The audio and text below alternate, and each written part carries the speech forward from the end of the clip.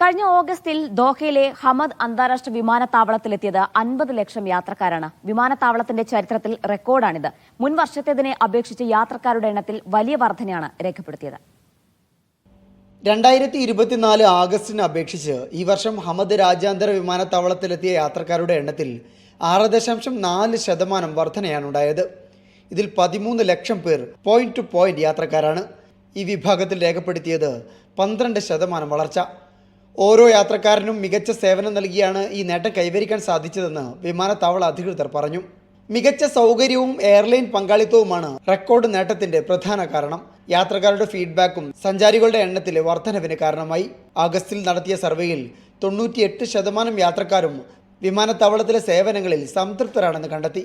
കൂടാതെ സർവേയിൽ പങ്കെടുത്ത 92% പേരും സുരക്ഷാ സംവിധാനങ്ങൾ മികച്ചതാണെന്നും അഭിപ്രായപ്പെട്ടു.